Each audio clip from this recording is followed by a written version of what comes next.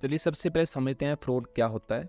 N intentional act by one और more individuals among management, those charged with governance, employees, or third party involving the use of deception to obtain an unjust or illegal advantage। मतलब एक ऐसा intentional काम जिसमें एक चाहे एक से ज़्यादा लोग भी हो सकते हैं, मैनेजमेंट भी हो सकता है, एम्प्लॉय भी हो सकते हैं और कोई थर्ड पार्टी भी हो सकती है किसी को धोखाधड़ी देने के मामले में, to obtain an illegal advantage. देखो फ्रॉड एक बहुत ही बड़ा लीगल कंसेप्ट है। यहाँ पर ऑडिटर की नज़र पड़ती है, वो उन कारणों पर पड़ती है जिन कारणों से फाइनेंशियल स्टेटमेंट में मिस स्टेटमेंट हो सकती है। ऑडिटर के लिए फ्रॉड को दो पार्ट्स में डिवाइड करके दिखाया जाता है, एक फ्रॉडलेंट फाइनेंशियल रिपोर्टिंग और दूसरा miss appropriation of assets. Fraud जो होता है वो इंटेंशनल नेचर का होता है। कौन से नेचर का होता है? इंटेंशनल नेचर का। एक बात आपने वो ध्यान में रखनी है, वो क्या कि मिस स्टेटमेंट जो है वो दो प्रकार से हो सकती हैं, एक एरर से जहाँ फिर फ्रॉड से। एरर आपको पता है इंटेंशन नहीं किया जाता, हो सकता है क्लरिकल एरर हो सकता है सॉफ्टवेयर का एरर हो, तो उसको अनइंटेंशनल की कैटेगरी में रखा जाता है। और लेकिन जो फ्रॉड होता है उसको हम लोग इंटेंशनल की कैटेगरी में रखते हैं, क्योंकि फ्रॉड हमेशा इंटेंशन से ही किया जाता है, किसी को डिफेम करने के लिए या फिर फ्रॉड करने के लिए। आईसीए के द्वारा इशू किया गया एसए 240 स्पेसिफाई करता है एरिया कंसर्निंग फ्रॉड। थोड़ा सा एसए 240 को देखते हैं, फिर चलते हैं हम लोग अपने मेन कंसेप्ट के साथ, मेन टॉपिक की तरफ। Standard on auditing 240, the auditor has responsibility to plan and perform the audit to obtain reasonable assurance as to whether the financial statement taken as a whole are free from material misstatement, whether due to error or fraud।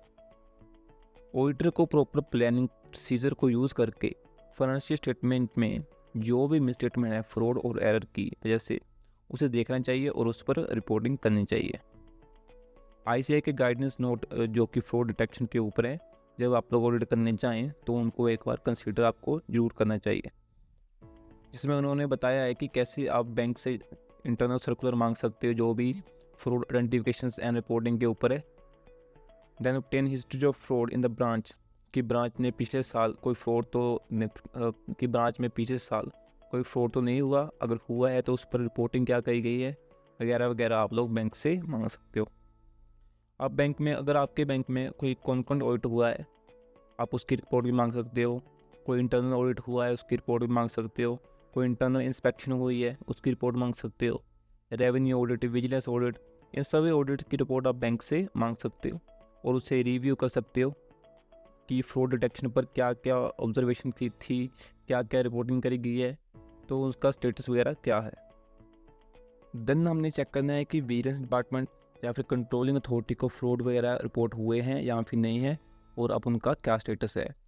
इसके related आप bank manager से पूछ सकते हो कि 2023-24 में कोई fraud तो नहीं हुआ, अगर हुआ है तो उसका क्या स्टेटस है, अभी रिपोर्टिंग वगैरह विजिलेंस को करी गई है या फिर नहीं है।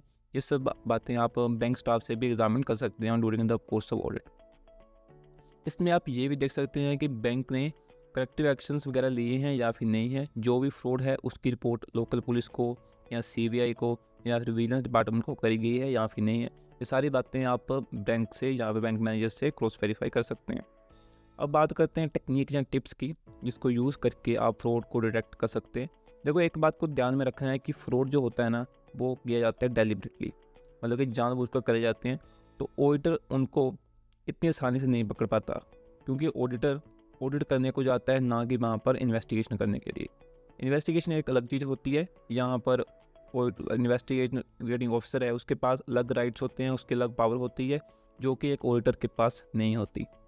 तो ऑडिटर को अपने एक्सपीरियंस से स्टैंडर्ड्स हैं जो आईसीए के द्वारा इशू किए हैं, स्टैंडर्ड ऑन ऑडिटिंग, उसको यूज़ करके प्लानिंग को, प्रोग्रामिंग को, पास्ट एक्सपीरियंस को, सेंसिटिव एरिया को चेक करके पता करना होता है क्या फ्रॉड इन्वॉल्व है या फिर नहीं। अगर नहीं है तो यह चीज़ आप ऑडिट को इन्वेस्टिगेशन के साथ कंपेयर नहीं करा जा सकता, क्योंकि आपको अगर लगता है कोई फाइल है, जैसे कोई आपको लगता है कोई एरिया है कि यहाँ पर फ्रॉड हो सकता है, आपने स्टाफ से फाइल मांगी, स्टाफ ने आपको देने से मना कर दिया, स्टाफ आपकी बात ही नहीं सुन रहा, आप जाते हो फाइल मांगते हो, स्टाफ फाइल को ढूंढने लग जाता है पूरा पूरा दिन, 2-2 दिन, 3-3 दिन, लेकिन आपको फाइल ही प्रोवाइड नहीं करवाता।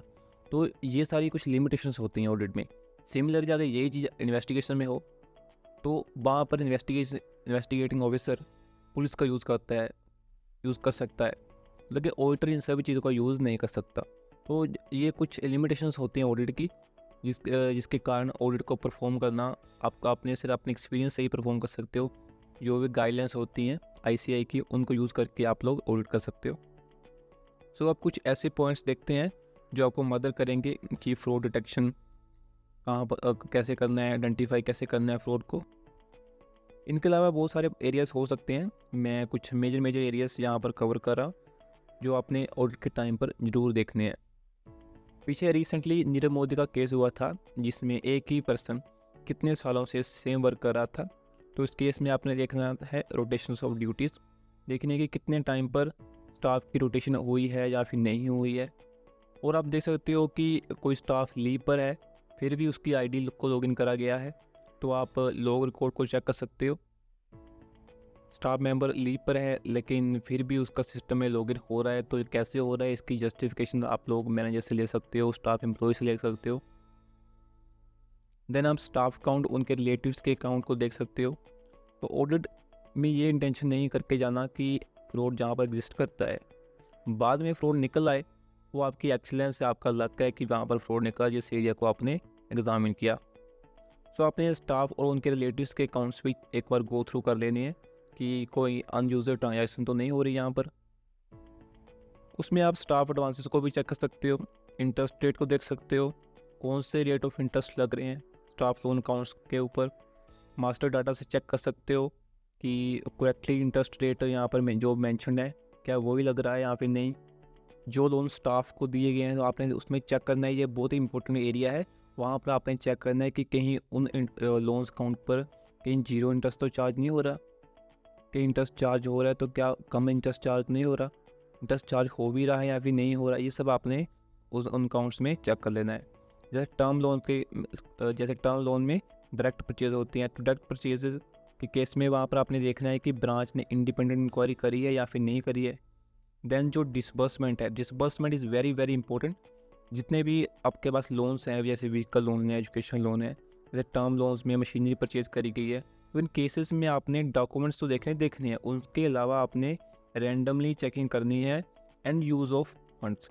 एंड यूज़ ऑफ फंड का मतलब क्या जिस पर्पज़ के लिए फ़ंड्स को डिसबर्समेंट किया गया था उस पर्पज़ के लिए यूज़ किया गया है फंड्स को या फिर नहीं। कहीं ऐसा तो नहीं कि लोन लिया गया है वो मशीनरी परचेज करने के लिए लिया गया है कस्टमर ने, लेकिन कस्टमर ने खरीद रखी है बाइक, या फिर पेमेंट कस्टमर के द्वारा कहीं और पर करी जा रही हो। देन आपने चेक करनी है pre and post disbursement visit report, जो आपके एडवांस के मैनेजर करते हैं या फिर ब्रांच के मैनेजर करते हैं। तो उससे भी आप चेक कर सकते हो कि कहीं वो जो चेकिंग रिपोर्ट है पोस्ट डिसबर्समेंट, वो बैंक ने ब्रांच में बैठ कर प्रिंटर निकाल कर तो नहीं बना दी, खुद ब्रांच ने वालों ने विजिट किया है, उसकी फ़ोटो आप लोग देख सकते हो कि pre visit post visit disbursement की वहाँ पर मैनेजर के साथ या फिर एडवांस के वालों के साथ फ़ोटो अटैच है या फिर नहीं। ये वाली प्रोविज़न हर एक बैंक की अपनी अपनी हो सकती है, तो आपने एक बार देख लेना है कि कौन सी पॉलिसीज़ आपके बैंक के ऊपर लगते हैं, तो उनके हिसाब से आपने इस चीज़ को वेरीफाई कर लेना है। देन आप देखेंगे लोन्स के डॉक्यूमेंट आप लोग चेक कर सकते हो, क्या ओरिजिनल डॉक्यूमेंट अवेलेबल हैं ब्रांच में या फिर नहीं है।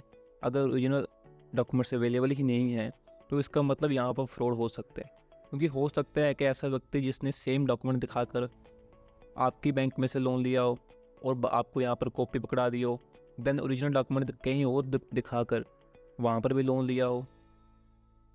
तो कल को अगर फ्रॉड होता है इस केस में, तो बैंक के पास क्या सिक्योरिटी रहेगी कि हमारे पास सिक्योरिटी है उसके लोन डॉक्यूमेंट, उसके होम घर की, उसकी रजिस्ट्री की, उसके हमारे पास कुछ ऐसे डॉक्यूमेंट्स हैं जिससे हम अपने लोन की रिकवरी कर सकते हैं।